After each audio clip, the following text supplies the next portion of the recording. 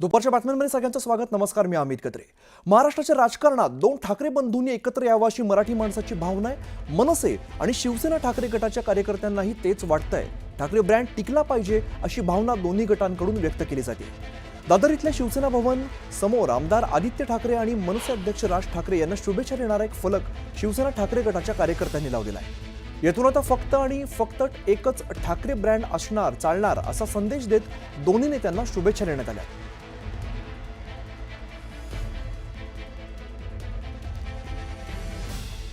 तर मुंबईच्या दादरमधली आपण ही सगळी दृश्य बघतोय। त्या ठिकाणी बॅनर लावण्यात आलेला आहे। यामध्ये आदित्य ठाकरे आणि राजसाहेब ठाकरे यांना हार्दिक शुभेच्छा अशा प्रकारचे बॅनर आपल्याला बघायला मिळत आहेत। महाराष्ट्राच्या राजकारणात दोन ठाकरे बंधूंनी एकत्र यावं अशी भावना या ठिकाणी व्यक्त केली जाते। उदय जाधव आमचे प्रतिनिधी अधिकची माहिती देतात। उदय, आपण बघतो दादरमध्ये आता बॅनर्स लागायला सुरुवात झालेली आहे। अगदी बघतो दादरमध्ये शिवसेना भवनाच्या समोरच हे भलं मोठं बॅनर जे आहे ते लावण्यात आलेले आहे आणि हे बॅनर दोन्ही कडच्या कार्यकर्त्यांकडून लावण्यात आलेले आहे। म्हणजे शिवसेना उद्धव बाळासाहेब ठाकरे आणि मनसे यांच्या स्थानिक नेत्यांनी हे बॅनर लावलेलं आहे। येत्या 13 जून रोजी आदित्य ठाकरे यांचा वाढदिवस आहे, तर 14 जून रोजी मनसे अध्यक्ष राज ठाकरे यांचा वाढदिवस आहे।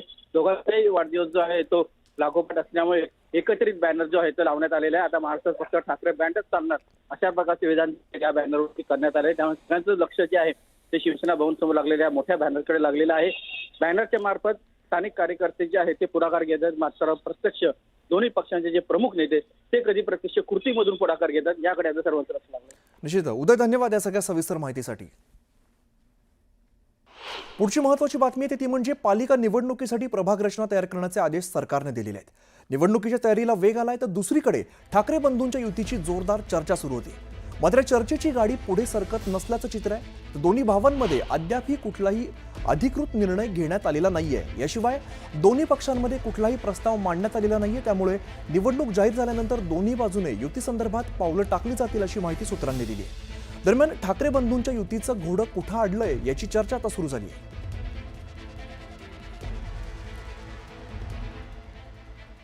तर ठाकरे बंधू एकत्र येणार असल्याची चर्चा जोरदार राजकीय वर्तुळामध्ये सुरू आहे आणि आता ठाण्यामध्ये ठाकरे बंधू एकत्र येण्याच्या चर्चेवरती बॅनर लागलेले आहेत। या बॅनरमधून मंत्री नितेश राणे यांना सुद्धा डिवचण्यात आलेलं आहे। दोन मराठी वाघाने एकत्र येणं ही महाराष्ट्राची इच्छा असल्याचं या बॅनरमध्ये लिहिण्यात आलं आहे।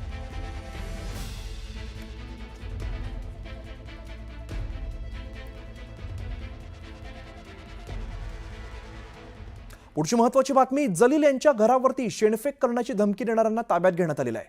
बदनापूरच्या पोलिसांनी या आंदोलकांना ताब्यात घेतलंय। तर इम्तियाज जलील यांच्या घरावरती शेणफेक करणार अशा प्रकारे धमकी देणाऱ्यांना सध्या ताब्यात घेण्यात आलेलं आहे। त्यांच्या घरासमोर आंदोलन केलं जाणार होतं, मात्र पोलिसांनी या आंदोलकांना ताब्यात घेतलेलं आहे। बदनापूरच्या पोलिसांनी या आंदोलकांना ताब्यात घेतलेलं आहे। इम्तियाज जलील यांच्या घरावरती शेणफेक करण्याची धमकी देण्यात आलेली होती, आंदोलन करण्याची धमकी देण्यात आलेली होती आणि यानंतर या धमकी देणाऱ्यांना ताब्यात घेण्यात आलेलं आहे। बदनापूरच्या पोलिसांनी या आंदोलकांना ताब्यात घेतलं आहे।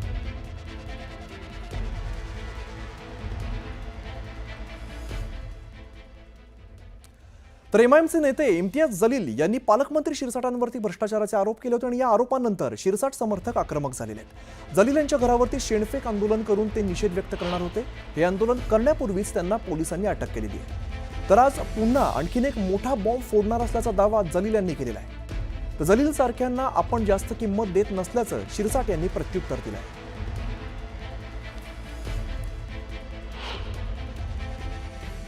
त्यांचे समर्थक, कट्टर समर्थक ही जे असेल ना, त्यांनाही माहीत असेल की इम्तियाज जलील जे बोलत आहे ते पुराव्यासहित बोलत आहे। एक शब्द ही दाखवा की इम्तियाज जलीलने पुरावा दिला नाही त्याच्या। मी सगळं काही दिलेलं आहे। तुम्हाला चर्चा करायची असेल, तुमच्या मनामध्ये काही शंका असेल तर तुम्ही या माझ्यासोबत चर्चा करा। हे पण हे शेण फेन घेऊन येणार असेल तर त्याची ही तयारी, नेता गुंड असेल तर त्याला मानणारेही गुंड असते आणि आम्ही ज्याच्या बाबतीत हे सगळं करत आहे त्यांचा एक रेकॉर्ड आहे, म्हणजे कोट्यवधी रुपये। आणि आता मी पुन्हा आपल्या मार्फत हे सांगतो की संपलेला नाही आहे विषय। इम्तियाज जलील सातत्याने गेले 3-4 दिवस तुमच्यावर आरोप करतात वेगवेगळ्या मुद्द्यांना घेऊन आणि ते वेगवेगळ्या लोकांकडे बैठकांसाठी सुद्धा जातात। जाऊ द्या, त्याच्याबद्दल मला बोलायचं नाही। असे फार येतात फार जातात. मी त्याच्यावर काही मागचे 25 वर्ष शिवसेनेचा झेंडा पालिकेवर माहिती देखील त्यांनी दिली आहे. अहो आता त्यांना जाऊ द्या, करू द्या ना, काय करायचं, जे काही लिगल असेल ते पाहिल ना मी, म्हणून त्याच्यावर चर्चा करण्यात काही मला अर्थ नाही, मला इंटरेस्ट पण नाही. अर्थ खात्याने GR काढलाय मात्र निधी मिळाला नाही असा दावा सामाजिक न्याय मंत्री संजय शिरसाट यांनी केलेला आहे. निधी वाटपाच्या मुद्द्यावरून गेल्या काही दिवसांपासून सुरू असलेल्या वादावरती अखेर संजय शिरसाट यांनी स्पष्टीकरण दिलंय. तसंच अर्थमंत्री अजित पवार यांच्यासोबत फोनवरून बोलणं झालं असून आता आमच्यामध्ये कोणताही वाद नसल्याचं संजय शिरसाट यांनी स्पष्ट केलंय. त्यामुळे निधी वाटपावरून सुरू असलेल्या वादाच्या विषयाला आता खुद्द शिरसाट यांनी स्पष्टीकरण देत पूर्णविराम दिलाय.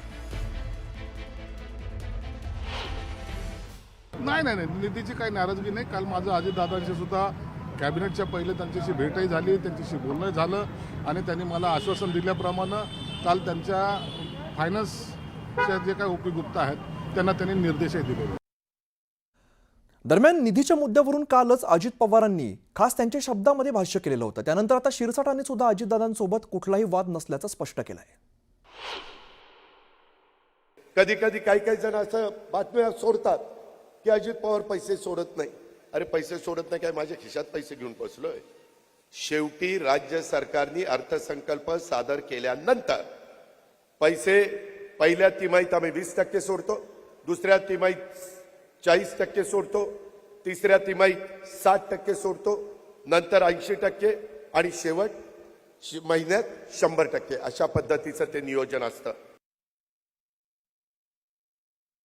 फायनान्स डिपार्टमेंटने 60%चा GR काढलेला आहे, परंतु आणखीन ते निधी आणखीन आलेला नाही. त्याच्यामुळं सर्वच मंत्र्यांची अशी अपेक्षा होती की अर्थमंत्री साहेबांशी बसावं, चर्चा करावी आणि एक सिस्टीम ज्याला म्हणतो आपण ते सिस्टीम लावण्याचा प्रयत्न करावा. आपण काल अजित पवारांनी पैसे घेऊन फिरतोय का? काल त्यांनी निधी तुमची तुम्ही वाटपावर- नाही, अजित दादा ते बोलले असेल, मिश्किलपणे बोलले असेल, परंतु आमची त्यांची 1 to 1 चर्चा झालेली आहे. तर इकडे महसूल मंत्री चंद्रशेखर बावनकुळे यांनी मंत्री संजय शिरसाट यांची भेट घेतली आहे. कामठी इथल्या ड्रॅगन पॅलेस टेम्पलबाबत भेट घेतल्याचं बावनकुळेंनी सांगितलंय. तर सामाजिक न्याय विभागाचा निधी वळवला जाऊ शकत नाही असंही बावनकुळेंनी स्पष्ट केलंय. तर बच्चू कडूंबाबत आपण आदरपूर्वकच बोललो असून मी आलो तर तडजोड करणार का असं विचारल्याचं बावनकुळेंनी स्पष्ट केलंय. आम्ही सर्व या ड्रॅगन पॅलेस टेम्पलच्या विकास कामाच्या विषयाकरता आज संजय शिरसाटजी यांची या ठिकाणी भेट घेतली. त्यामध्ये काही त्या टेम्पलच्या जागेसंबंधाने आणि काही डेव्हलपमेंट संबंधाने काही महत्त्वाचे विषय होते. त्या संबंधाने मी आज माननीय सुलेखाताई कुंभारेजी आणि मी दोघंही आलो होतो. माननीय शिरसाटजींनी त्या ठिकाणी ड्रॅगन पॅलेस टेम्पलला येण्याची त्यांनी आमची विनंती मान्य केली आणि लवकरच त्याचं काम चालू होईल. बावनकुळे माझे चांगले मित्र आहेत. अनेक दिवसापासून त्यांना वाटत होतं की आपण एकदा येऊन तुमच्याकडे चहा प्यायची, म्हणून ते आज आले, कॅज्युअली चहा घेतली आणि ते गेले. बाकी इतर कोणतीही राजकीय चर्चा नाही. एक मित्रत्वाच्या नात्याने ते आज आले होते. आम्ही एक मित्र म्हणून भेटलो. त्याच्यामध्ये सुलेखा कुंभारेचा एक त्यांचा प्रोजेक्टचा विषय होता. त्या विषयासाठी त्यांना काही अधिकार द्यायचे होते आणि म्हणून आता मुख्यमंत्र्यांशी सुद्धा आम्ही पुढच्या आठवड्यामध्ये बावनकुळे साहेब आणि मी आम्ही चर्चा करणार आहोत आणि तो ड्रॅगन पॅलेसचा जो काही तो विषय आहे सुलेखा कुंभारेचा, तो सुद्धा मार्गी लावायचा. माननीय अजितदादा आणि आम्ही सर्व बसून ज्या डिपार्टमेंटला जो निधी देय आहे त्या डिपार्टमेंटला अजितदादा नेहमीच त्या मंत्र्यांना बोलून चर्चा करत असतात. मागच्या वेळी बजेटच्या वेळी अजितदादांनी त्या डिपार्टमेंटच्या मंत्र्यांना बोलून कुठल्या डिपार्टमेंटची काय रिक्वायरमेंट आहे त्यांचं संपूर्ण डिपार्टमेंट आणि मंत्री असेच मंत्रालयात बोलून त्या ठिकाणी निधीचं वाटप केलं होतं. ही प्रक्रिया परंपरेपासून चाललेली आहे.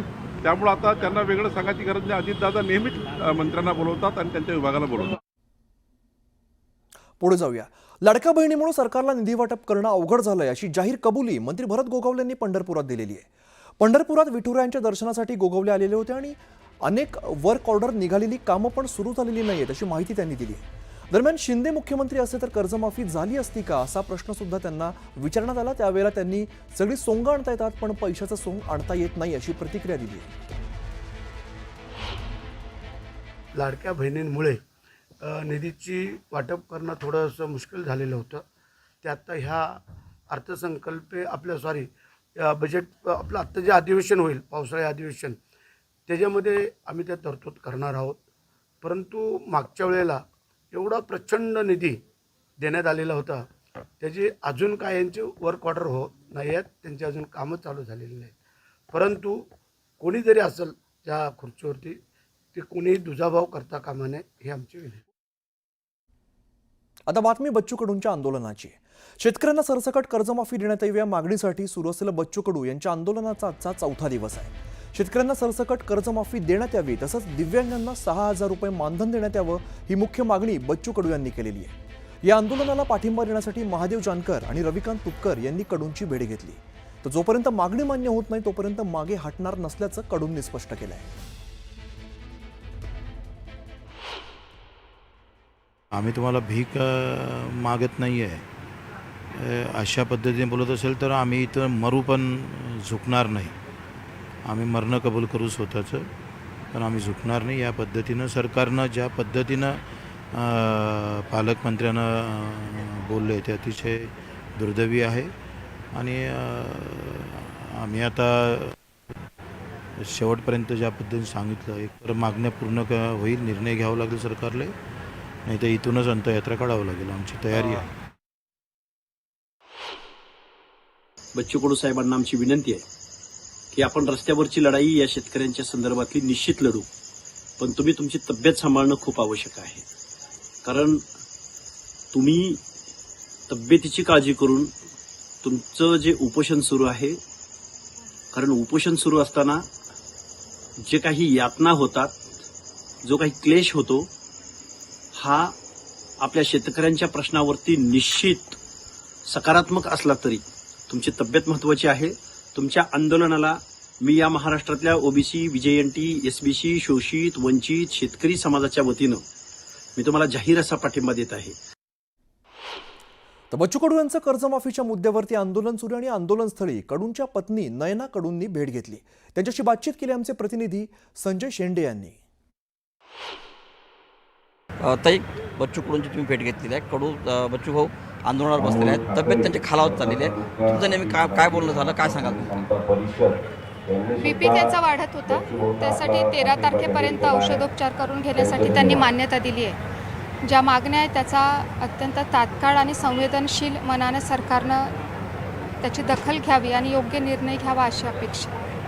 डॉक्टरांनी त्यांना प्रकृतीची काळजी घेण्यासोबतच वैद्यकीय उपचार घेण्यास देखील कन्व्हिन्स करण्याचा प्रयत्न केला, मात्र ते उपचार घेण्यास तयार नाही आहेत. तुम्ही काय सांगितलं त्यांना?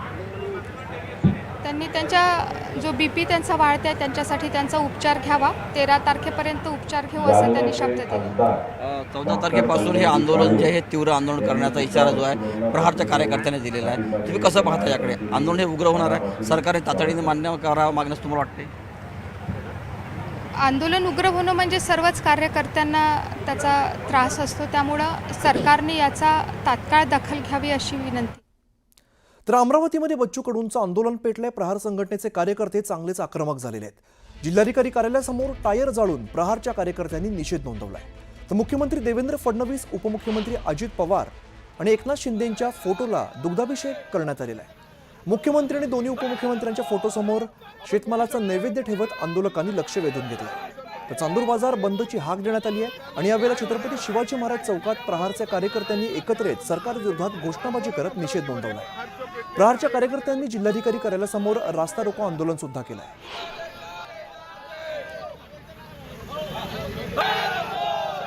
आपण बघू शकतो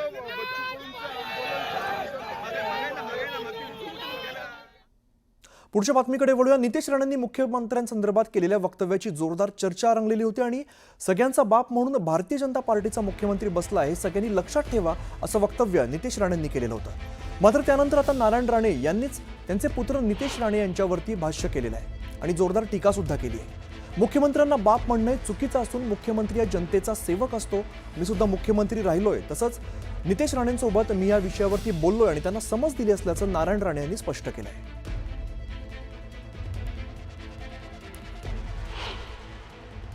की देशाचा पंतप्रधान हे भारतीय जनता पक्षाचे आहेत, राज्याचे मुख्यमंत्री हे भारतीय जनता पक्षाचे आहेत. म्हणून हे कितीही कोणी इकडे तिकडे नाचले, कोणी इकडे तिकडे अगर ताकद दाखवली, पण शेवटी सगळ्यांचा बाप म्हणून भारतीय जनता पक्षाचाच मुख्यमंत्री बसलाय हे प्रत्येकाने लक्षात ठेवा. म्हणून किती इकडे तिकडे मिळून दे, 4 दिवसाची चांदणी आहे. नाही बोलणं झालं, बाप म्हणणं चुकीचं आहे. मी त्याला याबद्दल बोललेलो आहे. कोणाचं शेवटी मुख्यमंत्री हा महाराष्ट्राच्या जनतेचा सेवक असतो, कोणाचा बाप नसतो. मी मुख्यमंत्री होतो तेव्हा लोकांना सांगायचं मला साहेब बनवू नका, मी सेवक आहे महाराष्ट्र जनतेचा. तीच समज मी नितेशला दिलेली आहे. दरम्यान नितेश राणेंना धाराशिवचे पालकमंत्री करा अशी मागणी खासदार ओमराजे निंबाळकरांनी मुख्यमंत्र्यांकडे केलेली आहे. 2 दिवसांपूर्वी नितेश राणे धाराशिव जिल्हा दौऱ्यावरती होते. यावेळेला उभाटाचे खासदार आणि आमदार किरकिर करत असतील तर मला अधूनमधून बोलवा, मी त्यांचं काय ते बघतो असं म्हणत खासदार आणि आमदारांना आव्हान दिलेलं होतं. ओमराजे निंबाळकरांनी आता जोरदार प्रत्युत्तर दिलंय. आम्ही जनतेच्या प्रश्नाला घेऊन किरकिर करणारच. मुख्यमंत्र्यांनी त्यांना धाराशिवचे पालकमंत्री पद द्यावं आणि आमचा खरंच सामना होऊ द्यावा असं आव्हान त्यांनी भाजप आणि नितेश राणेंना दिलंय.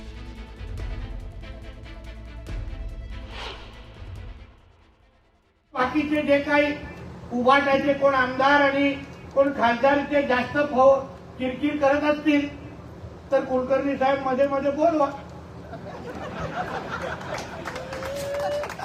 आपण काही 100% मंत्री सारखे वागत नाही, तुम्हालाही माहिती आहे. आपल्याला प्रॉब्लेम आहे तो आपल्यामध्ये. साहेबांना आठवण करून द्यायला लागते, अरे नितेश तू आता मंत्री झालाय. पण शेवटी आपल्याला माहिती आहे की ज्याला जे भाषेमध्ये समजतं ती भाषेमध्ये उत्तर द्यायला पाहिजे, नाही तर ती काय भाषा चालणार नाही. जाब आम्ही सरकारला विचारल्याच्या नंतर जर याला कोणी किरकिर म्हणत असेल तर ही किरकिर आम्ही रोजच करणार आहेत.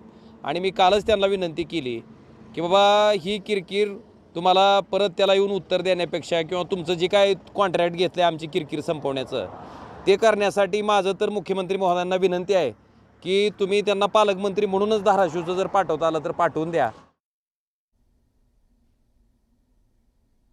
आता बातमी आहे पडळकर यांनी केलेल्या टीकेची. गोपीचंद पडळकर यांनी जयंत पाटलांवरती घणाघाती टीका केलेली आहे. जयंत पाटील हा राजकारणातला संपलेला विषय आहे. तसंच जयंत पाटलांनी कुठलाही संघर्ष केलेला नाही, उलट दिवा विजताना मोठा होतो तशी जयंत पाटलांची अवस्था झाली असा हल्लाबोल पडळकरांनी केलाय. जयंत पाटलांनी प्रदेशाध्यक्ष पद सोडण्याचे संकेत दिल्याच्या मुद्द्यावरून पडळकरांनी टीकास्त्र सोडलंय. ते प्रदेशाध्यक्ष पद सोडण्याची गोष्ट मला सिरियस वाटत नाही, तसंच ते का पळ काढतायत हे मला माहिती नाही असंही पडळकर म्हणाले. फक्त VIP कॅबिनेट म्हणून ते राहिलेत आणि सांगलीसाठी कुठलाही मोठा प्रकल्प आणला नाही असा टोला सुद्धा पडळकरांनी जयंत पाटलांना लगावलाय.